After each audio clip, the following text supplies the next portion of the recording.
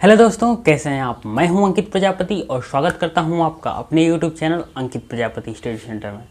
तो दोस्तों, आज का जो टॉपिक हम लोगों को पढ़ना है वो टॉपिक है हम लोगों का द्विघात समीकरण। और द्विघात समीकरण में मैंने कुछ वीडियो आपको पढ़ा दिया था और अब देखिए, अब पढ़ना है हम लोगों को प्रश्नावली 4.3।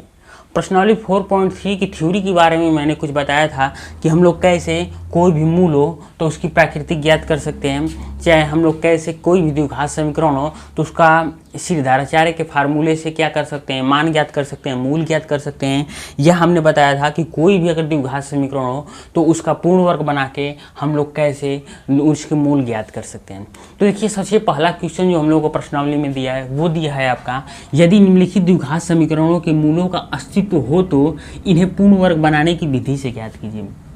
अब देखिए, कहा है कि पहले चेक कीजिए कि क्या उसका अस्तित्व है और उसके बाद कहा है कि चेक करने के बाद ये बता दीजिए आप कि इसका मूल क्या होगा। ठीक है, ये कहा है कि चेक कीजिए, उसके बाद बताइए कि इसका मूल क्या होगा। तो सबसे पहला क्वेश्चन कहा है आपका 2x² - 7x + 3।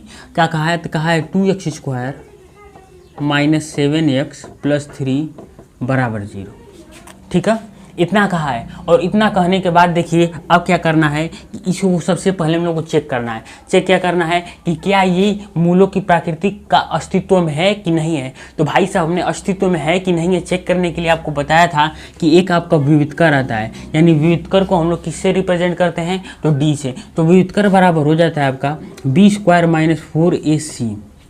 ठीक है, तो अब देखिए यहाँ पर b का मान कितना है, -7, 7 का स्क्वायर -4, a का मान कितना है 2 और c का मान कितना है 3। तो देखिए 7 का वर्ग कितना हो जाएगा, तो 7 का वर्ग हो जाएगा 49 -4 3 कितना हो जाएगा 12। अब 12 दूना के कितना हो जाएगा 24। 4 3 12 दूना कितना हो जाएगा 24। घटा दीजिए तो कितना बचेगा, यहाँ बचेगा 25। अब एक बात अगर आप ध्यान से सुने तो हमने आपको बताया था कि अगर इसका मान प्लस में हो या तो 0 हो तो यह अस्तित्व में होगा। अगर किसी भी द्विघात समीकरण का मान अगर हम विविधकर से ज्ञात करते हैं, अगर उसका मान नेगेटिव आ जाता है तो ये समझ जाइएगा कि वो अस्तित्व में है ही नहीं और उसका मूल हम लोग ज्ञात कर ही नहीं सकते हैं। तो देखिए, ये अस्तित्व में है, इसका मूल हम लोग आसान तरीके से ज्ञात कर सकते हैं। चलिए, ये अस्तित्व हमें कैसे पता चला, क्योंकि ये धनात्मक मान है। आप लिखेंगे चूँकि यह अस्तित्व में है, चूँकि यह अस्तित्व में है, अस्तित्व में है। अब चलिए, हमने आपको बताया कि अस्तित्व में है तो पूर्ण वर्ग बनाने की विधि क्या अपनाएंगे। तो देखिए, सबसे पहले हम लोग इस इक्वेशन को लिख लेंगे। तो ये इक्वेशन दिया आपका 2x² - 7x + 3 = 0। फिर हमने आपको क्या बताया, देखिए इतना काम करने के बाद आपको क्या करना है, आपको सिर्फ ना, देखिए ये जो x² का गुणांक है ना उसको 1 करना है। आपको सिर्फ x² का गुणांक क्या करना है, 1 करना है। तो अगर बताइए यहाँ 2x² है और यहाँ सिर्फ हम लोग को 1 x² लाना है, तो अगर हम यहाँ पर 2 से भाग दे दें तो 2 से 2 कट के 1 आ जाएगा कि नहीं, तो आप कहेंगे 1 आ जाएगा। तो आप कहेंगे कि हाँ, अगर इसको हम लोगों को x² का गुणांक सिर्फ 1 लाना है तो हम लोग क्या करेंगे, दोनों पक्षों में 2 से भाग दे देंगे। आप यहाँ लिखेंगे 2 से भाग देने पर, 2 से भाग देने पर। तो भाई साहब, अब आप 2 से भाग देंगे तो यहाँ हो जाएगा x², यहाँ हो जाएगा 7/2x, यहाँ हो जाएगा +3/2 = 0। उसके बाद हमने आपको बताया था कि b को लीजिए और b का आधा कीजिए। क्या हमने आपको पहले ही पूर्ण वर्ग विधि बता दी है, लेकिन फिर से अब क्वेश्चन में आ गया है तो मुझे बताना जरूरी है। तो देखिए, मैंने क्या बताया था, पूर्ण वर्ग निकालने के लिए b को लीजिए। तो b का मान माइनस में नहीं, माइनस हो गया, प्लस कुछ नहीं, सिर्फ मान को उठाएंगे। तो b का मान कितना है 7/2। उसके बाद हमने बताया था b का आधा कीजिए। तो b का आधा करने के लिए सबसे अच्छी बात है कि किसी भी संख्या का आधा करना हो तो उसमें 1/2 से गुणा कर देना चाहिए। क्या सिंपल सी बात है कि किसी भी संख्या का आधा करना हो तो उसमें अगर 1/2 से गुणा कर देंगे तो वो संख्या आधी हो जाएगी। तो आप इसमें 1/2 से गुणा कीजिए तो ये संख्या आधी हो जाएगी। देखिए कितना हो जाएगा 7/4। फिर मैंने आपको बताया था कि b को लेकर उसको आधा कर देना है और उसके आधा का क्या कर देना है, आपको वर्ग कर देना है। तो ये कितना हो जाएगा 7 × 49 / 4 = 16। इतना हो जाएगा। उसके बाद फिर हम लोग अपने इक्वेशन पर पहुँचेंगे। तो इक्वेशन पर क्या दिया था हम लोग का x² माइनस फिर क्या था 7/2x फिर +3/2 बराबर 0। अब देखिए प्लस में है ना, उधर भेज दीजिए माइनस में हो जाएगा, तो एक्स स्क्वायर माइनस 7/2x बराबर -3/2। उसके बाद क्या करना है, आपने ये जो b का मान निकाला है 49/16, इसको दोनों पक्षों में जोड़ देना है। क्या 49/16 को दोनों पक्षों में जोड़ देना है, तो जोड़िए हो जाएगा एक्स स्क्वायर माइनस 7/2x, फिर क्या हो जाएगा, इसमें जोड़ेंगे आप 49/16, यहाँ पर -3/2, यहाँ क्या जोड़ेंगे 49/16, ठीक है। अब चलिए इतना करने के बाद अगर एक बात आप अगर ध्यान से देखें तो है x square minus 7/2x plus, इसको आप 7/4 का होल स्क्वायर लिख सकते हैं कि नहीं लिख सकते हैं, तो आप कहेंगे हाँ इसे 7/4 का होल स्क्वायर लिख सकते हैं। और उसके बाद यहाँ पर ध्यान दीजिए, यहाँ 2 16 + 16 होगा, 2 का 16 में भाग देंगे तो 8, और 8 के लिए कितना हो जाएगा 24, वो भी कितना -24, प्लस ये हो जाएगा 49, ठीक है। प्लस क्या, प्लस ये हो जाएगा 49। अब देखिए यहाँ इसको कैसे लिखेंगे, तो आप अगर ध्यान से देखेंगे तो इसको क्या लिख सकते हैं, तो इसको आप लिख सकते हैं, देखिए कैसे उठाएंगे, लिखने के लिए तो हम बता देंगे डायरेक्ट कैसे लिख सकते हैं, लेकिन आपको एक ट्रिक बता देते हैं कि आप कैसे यहाँ से उठाएंगे। तो देखिए यहाँ का x उठाइएगा, यहाँ का माइनस चाहे प्लस होगा उठाइएगा, और यहाँ का जो मान होगा 7/4 उसे उठाइएगा, आप पूरे का होल स्क्वायर कर दीजिएगा। समझ में आया। उसके बाद इक्वल टू, यहाँ देखिए 49 में 24 किया कितना बचेगा 25/16। अब देखिए क्या है कि यहाँ वर्ग है ना, तो यहाँ वर्ग है तो इधर जाके क्या हो जाएगा वर्ग। तो आप अगर यहाँ पर दोनों पक्षों का क्या कर दे वर्गमूल, क्या करेंगे, अगर आप दोनों पक्षों का वर्गमूल कर देंगे तो ध्यान से देखिए x माइनस 7/4 आ जाएगा, 5/16 के का वर्गमूल है, देखिए तो 25/16 5/4 का वर्गमूल है। क्या कहें या क्या किए तो आया है, तो यहाँ आप कहेंगे कि वर्गमूल करने पर, क्या वर्गमूल करने पर, तो चलिए इतना वर्गमूल किए तो आप आया है। अब चलिए लेकिन यहाँ पर प्लस भी आएगा और माइनस भी आएगा, क्योंकि प्लस 5/4 या प्लस 5/4 का गुणा करेंगे तब भी 25/16 आएगा, और -4/5 और -5/4 मतलब इसका भी गुणा करेंगे माइनस में तब भी इतना आएगा, प्लस में भी गुणा करेंगे तब भी इतना आएगा। अब देखिए अब आपको एक बार प्लस लेना है, एक बार माइनस लेना है, तो ध्यान से देखिए प्लस लेने पर, ठीक है, x माइनस 7/4 बराबर, एक बार प्लस लीजिए तो x बराबर 5/4 माइनस 7/4, माइनस है तो प्लस हो जाएगा, x बराबर 7 5 कितना हो जाएगा 12/4, 4 3 12, यानी x का मान कितना आ गया 3, एक x का मान कितना आ गया 3। अब चलिए एक बार प्लस लिए तो एक बार माइनस लीजिए, तो बताइए x माइनस 7/4 बराबर -5/4। अब देखिए x है -5/4, माइनस है तो प्लस 7/4 जाएगा, और x बराबर 7 में 5 ये कितना 2/4, यानी 1/2। ये हो गया आपका एक x का आंसर। यानी आपने दोनों मूल बहुत आसानी और बहुत बेहतरीन ढंग से आपने सॉल्व कर लिया, ठीक है। तो इस प्रकार आप वर्गमूल पूर्ण वर्ग विधि से क्या करेंगे, किसी भी द्विघात समीकरण का मूल ज्ञात कर सकते हैं। तो जल्दी से जल्दी नोट कीजिए, फिर बढ़ेंगे हम लोग नेक्स्ट क्वेश्चन पर, ठीक है। तो चलिए अब तक आपने नोट कर लिया होगा, और अब बढ़ते हैं हम लोग नेक्स्ट क्वेश्चन पर। तब तक मैं इस क्वेश्चन को इरेज कर देता हूँ, ठीक है, और दूसरा क्वेश्चन देखेंगे और बहुत बेहतरीन ढंग से देखेंगे कि कैसे उससे हम लोग सॉल्व करेंगे। तो देखिए दूसरा नंबर जो क्वेश्चन दिया है वो दिया है आपका 2x square plus x minus 4 बराबर 0। क्या दिया है, 2x square plus 4x plus 1 बराबर 0, इतना ही दिया है ना, नहीं 2x square minus x minus 4 बराबर 0, 2x square plus x minus 4 बराबर 0, इतना दिया है। अब चलिए क्या करेंगे, इसको हम लोगों को पूर्ण वर्ग विधि से ज्ञात करिए। तो सबसे पहले चेक करेंगे कि क्या इसकी मूलों का अस्तित्व है, ठीक है, क्या करेंगे हम चेक करेंगे मूलों का अस्तित्व है कि नहीं। तो देखिए फार्मूला क्या होता है विविधकर का, विविधकर फार्मूला क्या होता है b स्क्वायर माइनस 4ac। तो यहाँ पर देखेंगे तो b का मान कितना है 1 का वर्ग 1 माइनस 4। अब बताइए a का मान है 2 और c का मान है -4, तो बताइए हो जाएगा 1, आई माइनस माइनस गुणा होकर प्लस हो जाएगा, 4 दूना 8, देखिए 4 चौको 16 दूना कितना हो जाएगा 32, तो ये हो जाएगा 32 आपका। अब 32 में एक जोड़ देंगे कितना हो जाएगा 33, ये हो गया आपका डी का मान। अब बताइए क्या ये अस्तित्व में है, तो आप कहेंगे हाँ भाई साहब ये अस्तित्व में है। क्यों अस्तित्व में है, कि इसलिए अस्तित्व में है क्योंकि ये प्लस में है, तो आप लिखेंगे अस्तित्व में है, अस्तित्व में है। अब भाई साहब अगर आप कह दिए कि अस्तित्व में है तब आपको पूर्ण विधि से ज्ञात करना पड़ेगा ना मान। तो चलिए पूर्ण विधि से मान ज्ञात करते हैं। तो जो आपको दिया है वो लिख लीजिए, 2x square plus x minus 4 बराबर 0। इतना लिख लिए। उतना लिखने के बाद अब आपको क्या करना है, हमने बताया था कि यक्स स्क्वायर का गुणांक 1 रहना चाहिए। तो यहाँ पर देखिए, यहाँ यक्स स्क्वायर का गुणांक कितना है, 2 है। तो आप अगर दोनों पक्षों में 2 से भाग दे दें, क्या कर दें, 2 से भाग दे दें तो देखिए यहाँ हो जाएगा एक्स स्क्वायर, यहाँ हो जाएगा यक्स बटे 2, यहाँ हो जाएगा 4/2। अब बताइए 4/2 बराबर कितना हो जाएगा, 2 बराबर 0। अब इतना करने के बाद हमने आपको बताया कि b को उठाइए। तो भाई साहब यहाँ से b का मान क्या है, तो b का मान देखेंगे तो यहाँ से 1/2 है। उसके बाद हमने बताया b का आधा कीजिए। तो b का आधा करने का सबसे अच्छा रूल हमने बताया कि 1/2 से गुणा कर दीजिए। ठीक है, देखिए हमने बताया कि किसी भी संख्या का आधा करने के लिए अगर उसमें 1/2 से गुणा कर दिया जाता है तो वो संख्या उसकी आधी हो जाती है। तो इसमें क्या करेंगे, 1/2 से गुणा कर देंगे तो कितना हो जाएगा, 1/4। अब बताया कि आधा करने के बाद b का उसका वर्ग करना है, तो इसका वर्ग कर दीजिए तो कितना हो जाएगा, 1/16। अब उसके बाद हमने क्या बताया कि जो इक्वेशन यहाँ पर हमने निकाला था, क्या, एक्स स्क्वायर प्लस x/2 -2 बराबर 0। ठीक है, उसको क्या करना है, लिख लेना है। और अब देखिए ये हो जाएगा एक्स स्क्वायर प्लस x/2 बराबर ही माइनस में है तब प्लस में 2 हो जाएगा। उसके बाद हमने कहा था कि जो 1/16 लाए हैं ना, उसको दोनों पक्षों में जोड़ दीजिए। तो भाई साहब दोनों पक्षों में जोड़िए, कैसे जोड़ेंगे, देखिए x square plus x/2 plus कितना हो जाएगा, 1/16, कितना, 1/16 बराबर है 2 प्लस 1/16।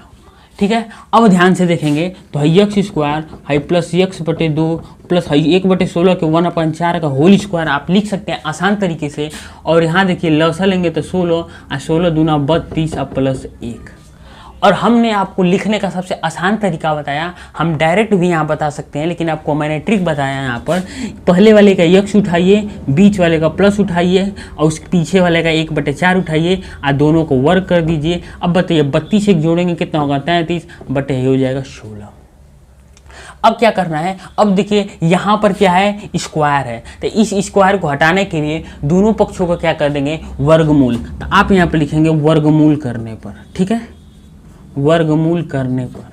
तो भाई साहब वर्गमूल करेंगे तो यहाँ का यक्स हट दू हट, मतलब घात हट जाएगा तो बचेगा क्या, यक्स प्लस 1/4 बराबर यहाँ पर वर्गमूल हो जाएगा। तो 33 का वर्गमूल होगा रूट 33 अब बटे 16 का वर्गमूल होगा 4। 4 चौको 16 होता है ना।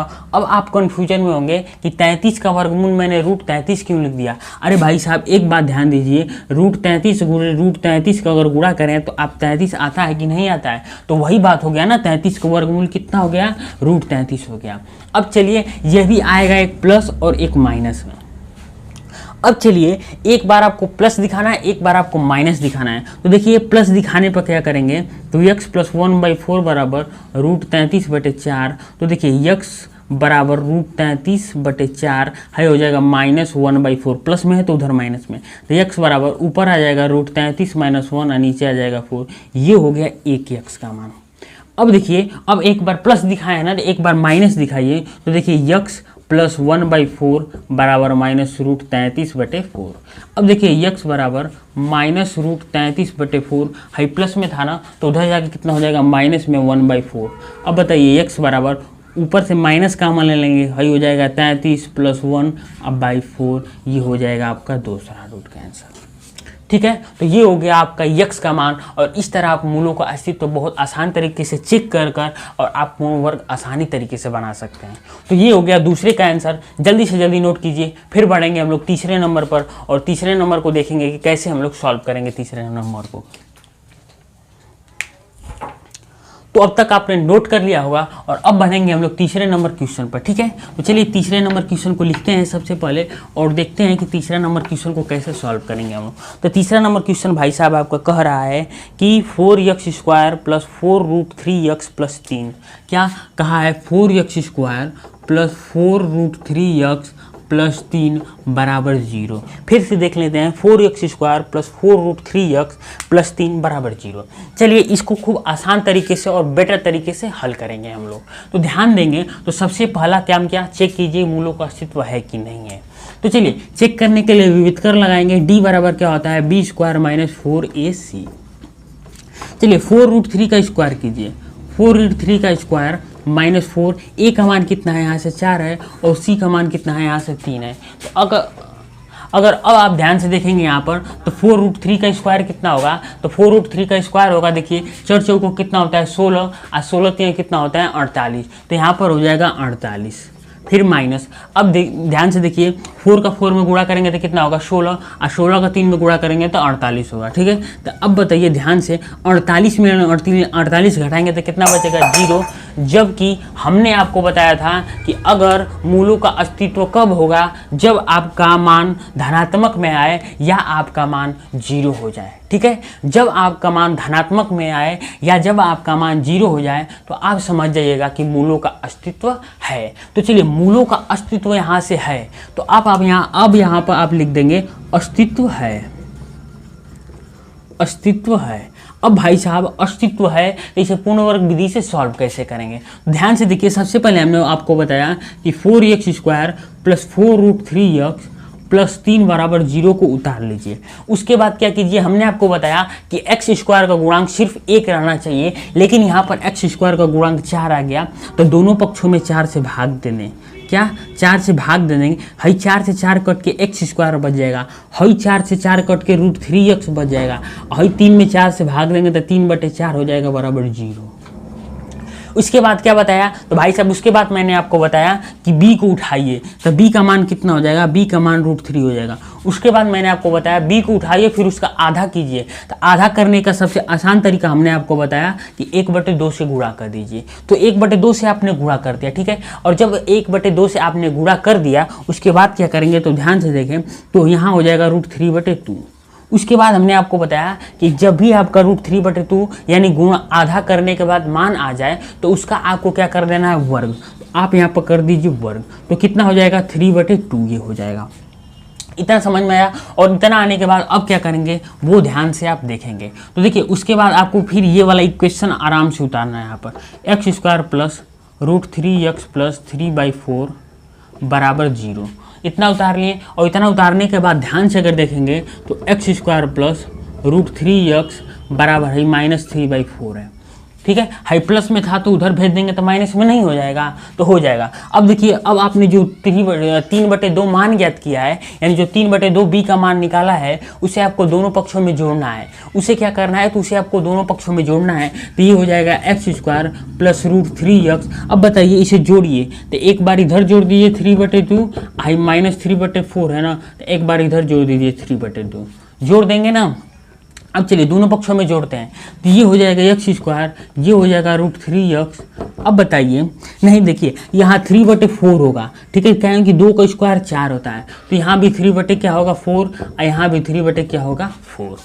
चलिए देखते हैं। ये देखिए अब √3/4 को आप क्या लिख सकते हैं, तो 3/4 को आप लिख सकते हैं आसान तरीके से √3/2, क्योंकि आप इसको इस तरह ला सकते हैं, तो इसको भी आप इस तरह लिख सकते हैं कि नहीं लिख सकते हैं।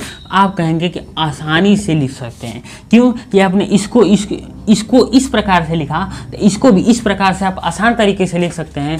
और यहाँ देखिए तो इससे कट के सीधे आ जाएगा 0, समझ में आया। और फिर देखिए यहाँ हमने लिखने का सबसे बेहतरीन ढंग आपको बताया था क्या, कि x² प्लस, देखिए लिखने का सबसे आसान तरीका हमने बताया था कि आगे का x उठाइए, बीच का प्लस उठाइए, लास्ट वाले का मान उठाइए और फिर वर्ग कर दीजिए बराबर 0। 0 एक बार प्लस में भी ले सकते हैं, एक बार माइनस में भी ले सकते हैं, ठीक है।